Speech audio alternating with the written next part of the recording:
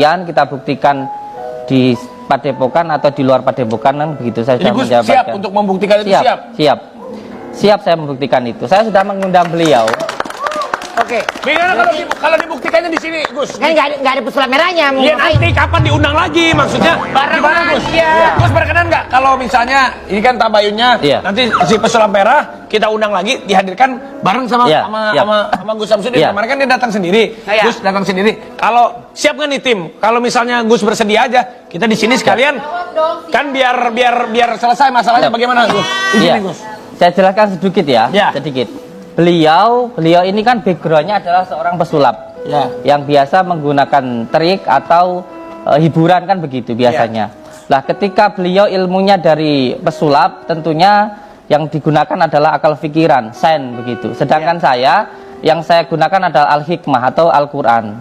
Di situ sebenarnya sudah ada perbedaannya dari ilmu sains, pikiran dan ilmu ghaibiyah. Karena kalau ilmu ghaibiyah itu sebenarnya diimani atau dipercaya, bukan untuk dicoba-cobakan begitu. Kalau gini Mak Gus. Siap. Berarti Gus yang terakhir belum ketemu lagi sama dia, terakhir tuh yang di depan rumah itu? Belum. Nah, kalau memang enggak, ya maksudnya kalau kita sih tidak memaksa untuk membuktikannya, maksudnya kalau tabayunnya di sini bagaimana Gus? Ketemu sama dia? Saya tunggu sekarang. Oh, jangan sekarang dia lagi ada job lain kali Gus. Dia ada syuting lain takutnya.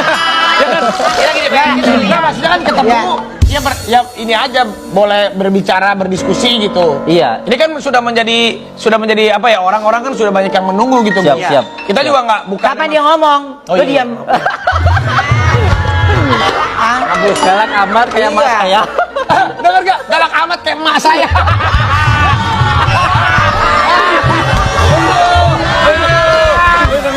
Kayak emak saya.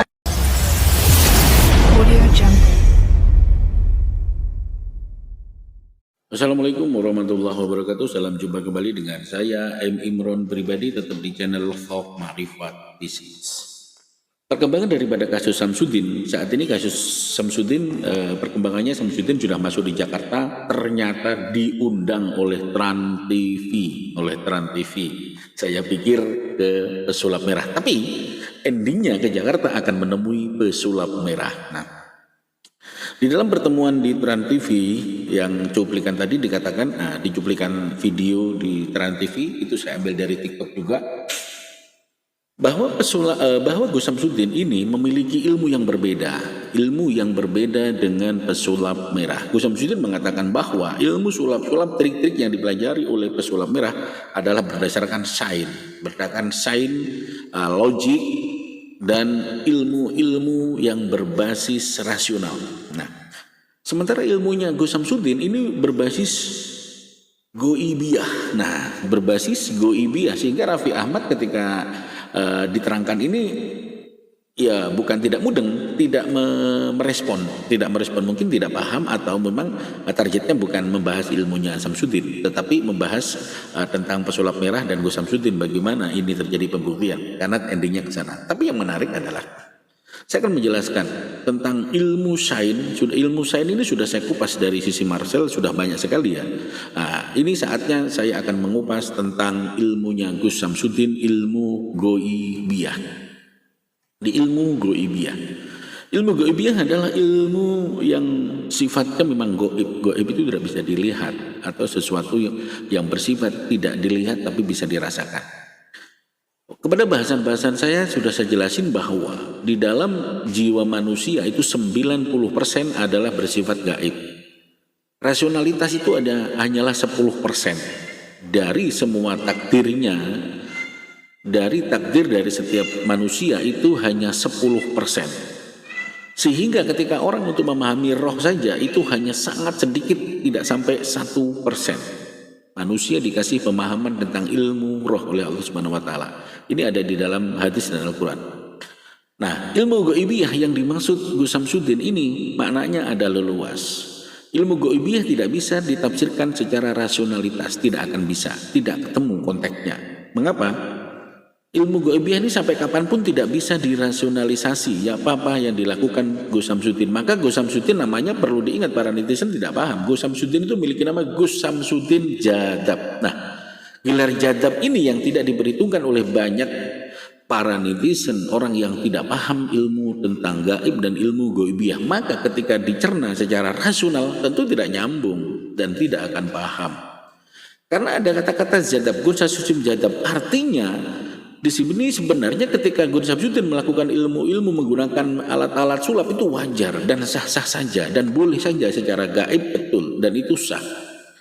Logikanya begini, ketika manusia secara akal, saya makan ikan pindang saya makan, dan kemudian di situ ada sisanya, ada sisa-sisa makanan. Sisa makanan itu ternyata kucing di bawahnya itu minta makanan ini. Setelah saya kasih makanan sampah dari saya yang rasional tidak mau, kucing itu sangat senang, luar biasa dikasih makanan kotoran atau bekas kita. Nah, di sini dua perbedaan yang rasional saja menurut kita sudah tidak enak, tapi menurut kucing sangat enak dan luar biasa. Ini dua permasalahan dunia yang berbeda. Antara dunia manusia dengan dunia kucing ternyata berbeda. Coba kita lihat lagi, bagaimana manusia ini hidup, kemudian melahirkan kotoran. Ternyata kotoran ini sebuah makanan lezat bagi bakteri-bakteri dan seterusnya. Bagi dunia bakteri itu tidak bisa dirasionalisasi dengan dunia manusia yang memakan kotoran. Nah, artinya 90% dari kehidupan manusia adalah gaib. Yang 10%, saya katakan mungkin hanya 10%, bahkan ada yang mengatakan 1%. Para ulama mengatakan 1%, 5%, dan seterusnya. Yang jelas secara umum sih 90% adalah gaib yang di dalam diri kita. Nah, saya tidak memanjang lebar, tidak membias pada kasus-kasus pemahaman tentang gaib, tapi secara umum gaib itu seperti itu. Yang jelas gaib tidak bisa dirasionalisasi, dan rasionalisasi itu tidak bisa membaca gaib, dan gaib juga tidak bisa membaca dunia rasionalisasi. Artinya dunia akal dan dunia gaib adalah dua sisi yang berbeda, dua kepentingan yang berbeda dengan logika yang berbeda. Logika gaib juga harus diterabang dengan bahasa-bahasa logika goibiyah yang tidak mungkin bisa diadu dengan dunia nyata. Ini perlu dipahami. Bagi yang percaya, maka di dalam Islam itu percaya kepada hal yang gaib. Al-imanu an tu'minu billahi wal malaikatihi wa kutubihi wa rusulihi. Nah, itu harus percaya. Percaya bentuk-bentuk kepada yang telah ditentukan oleh Allah tentang hal gaib. Ilmu goibiyah ketika dijelaskan di dalam bahasa-bahasa logika itu hanya bisa seperti Allah mengatakan, sesungguhnya engkau mengetahui pengetahuan roh hanya sedikit. Nah, ini. Sesungguhnya engkau mengetahui pengetahuan roh itu hanya sedikit saja tentang roh. Dan roh itu urusanku, kata Allah. Artinya Allah ini sebenarnya mengatakan, Allah itu Allah itu berfirman kepada kita, untuk manusia. Ini loh, kalau kamu menggunakan akalmu, memahami roh itu hanya sedikit gitu. Kalau menggunakan akal. Tetapi ketika engkau menggunakan kekuatan gaibmu, maka engkau bisa mencerna akal itu. Ini banyak ulama menafsirkan seperti itu, menafsirkan tentang bahwa pengetahuan tentang akal itu hanya sedikit ketika dicerna dengan akal. Dicerna dengan akal. Tapi ketika dicerna dengan ilmu goibiyah, ilmu khasaf, dan seterusnya, itu bukan ilmu manusia, ilmunya itu ilmunya Allah, ilmunya malaikat. Bahkan ada yang secara negatif menggunakan ilmunya jin atau setan, secara goib minta bantuan ke sana. Nah, karena kedua makhluk gaib positif dan negatif inilah banyak orang, para kiai, para sahabat itu menggunakan khasaf, atau para tokoh-tokoh agama, seperti wali, sahabat, tabiat, dan sampai kepada dzurriyyah Rasulullah itu menggunakan khasaf secara gaib untuk melihat hal-hal gaib menggunakan khasaf. Khasaf itu adalah ilmu, salah satu akal logika. Khasaf itu menurut saya adalah salah satu. Nah, bayangkan kalau kita manusia memiliki akal satu, tetapi gaib itu akalnya banyak. Khasaf itu adalah salah satu akal kegaiban untuk melihat sesuatu yang gaib. Itu salah satu khasaf. Bentuknya khasaf banyak sekali ya, untuk melihat berdoa. Doa itu adalah sebuah kekuatan gaib juga.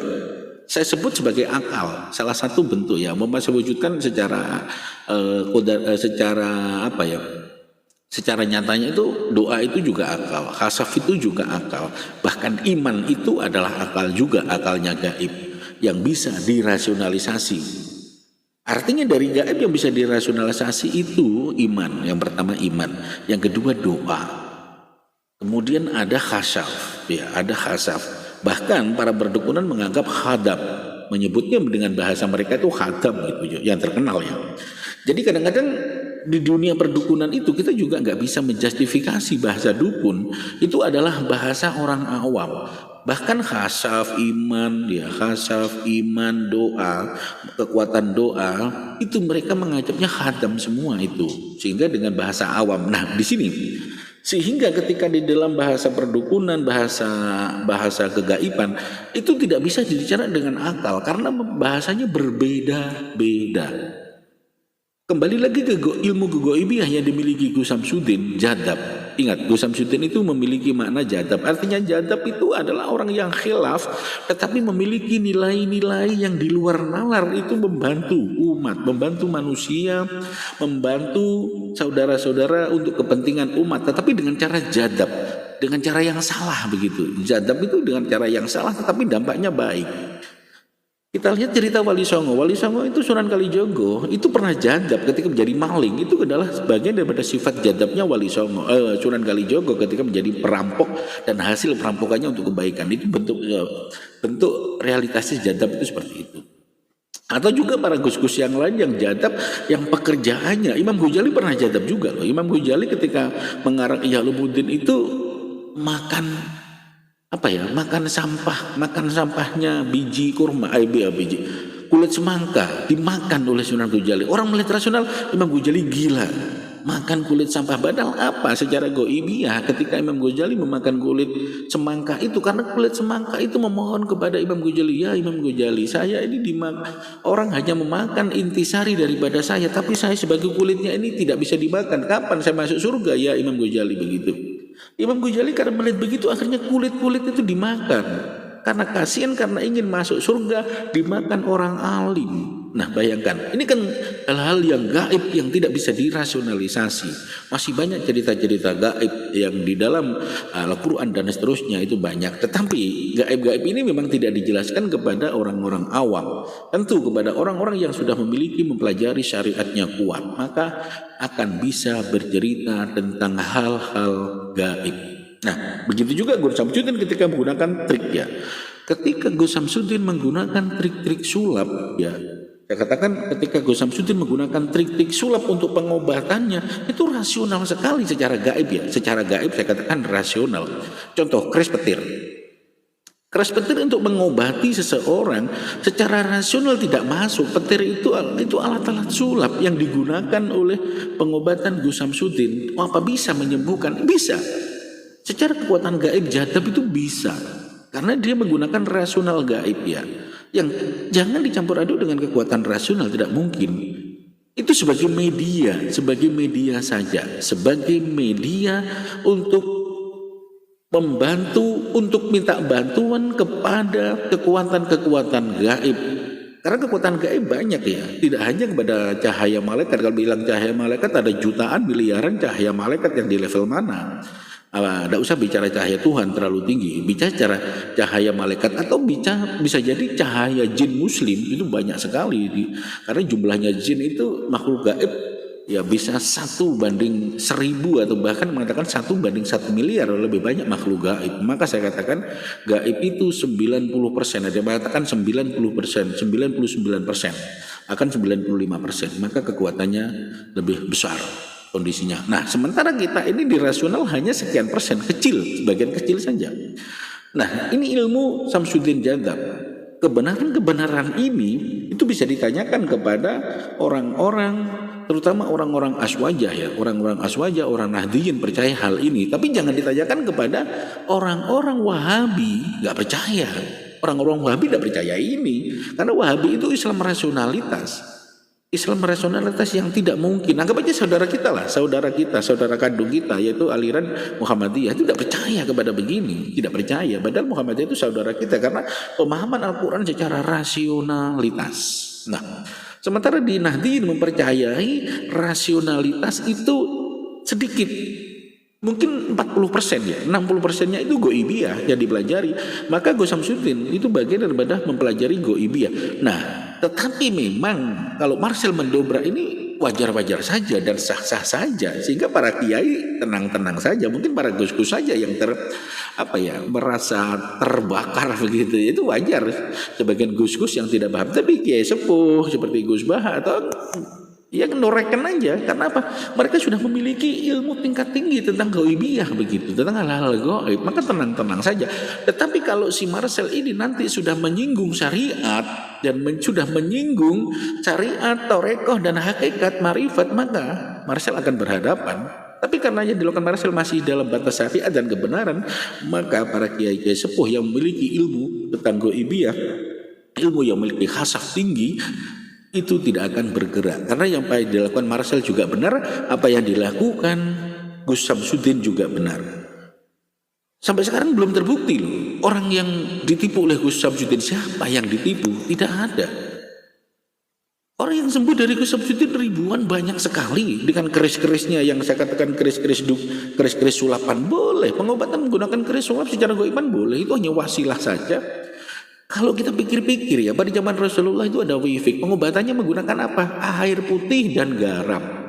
Para kiai banyak loh, kiai-kiai sembur, kiai-kiai yang memiliki kekuatan doanya dengan Allah dekat, hanya mengobatinya dengan air putih, dengan garam. Apa kekuatan air putih? Apa kekuatan garam? Apa kekuatan gula? Itu pengobatannya pakai itu loh. Itu hanya salah satu wasilah dan media. Sebenarnya kekuatannya bukan di situ, itu hanyalah salah satu bentuk logika, bentuk pengamalan-amalan yang berbasis logika. Logikanya itu gula, bentuknya gula, tapi itu hanya bagian kecil 1% daripada ritual atau pengobatan sarana yang digunakan oleh sang kiai tadi. Agar anggap saja dalam bahasa ekstrimnya, itu kekuatan imannya atau kekuatan khadamnya atau kekuatan khasafnya atau kekuatan doanya ditaruh di gula tadi itu, atau di air itu, atau di garam, atau bahkan Gus Samsudin menaruhnya itu di keris suapan itu tadi yang dijadikan wasilah. Dan apa penjelasan saya ini juga gak bisa dinalar dan dirasional bagi orang yang menggunakan kekuatan akal. Seperti Marcel pun tidak akan mampu mencerna hal-hal ini. Mungkin Marcel juga belum pernah mendapatkan ilmu-ilmu seperti ini. Saya yakin pendapat-pendapat seperti ini akan ditolak oleh Marcel. Mengapa? Karena Marcel berbicara kepada rasionalitas, ilmu hipno-hipno yang berbasis rasionalitas. Nah, sudah saya katakan bahwa rasionalitas itu tidak akan mampu membahas hal-hal gaib. Dan gaib pun juga akan tidak mampu membahas hal-hal yang bersifat rasionalitas. Ini dunia berbeda. Nah, menarik terus kajian-kajian antara logika dan gaibiyah, kekuatan sain. Kalau Gus Samsudin menyebut kekuatan sain, Marcel menggunakan kekuatan sain dan dirinya menggunakan kekuatan gaibiyah. Ini pada akhirnya di suatu saat ramalan ini akan endingnya adalah damai dan tabayun.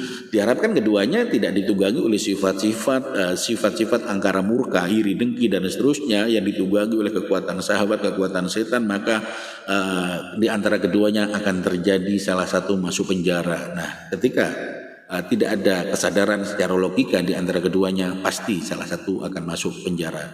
Ketika salah satu ditunggangi, contoh Marcel ditunggangi sifat riya, ujub, sum'ah, iri, dengki sehingga melahirkan sifat-sifat ketakaburan, maka ini akan mendobrak si Samsudin bisa masuk penjara. Atau sebaliknya, ketika Samsudin menggunakan ilmu-ilmu logika yang benar, yang rasionalitas, menjebak Marcel kepada hal-hal yang bersifat non rasionalitasnya, itu menjadi riya, ujub, sum'ah, iri, dengki dan mengambilkan ketakaburan, maka si Marcel juga bisa masuk penjara. Segalanya bisa terjadi, wallahu a'lam. Jadi semuanya Allah yang mengatur. Nah, inilah bahasan tentang ilmu ghaibiyah, apa yang dijelaskan oleh Gus Samsudin. Salam Ma'rifat Bisnis, saya Imron pribadi. Assalamualaikum warahmatullahi wabarakatuh. Audio Jungle. Audio Jungle.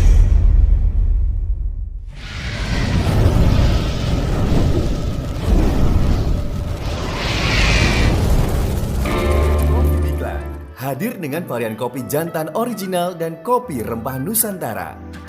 Terbuat dari biji kopi robusta lanang pilihan sehingga berkhasiat meningkatkan vitalitas.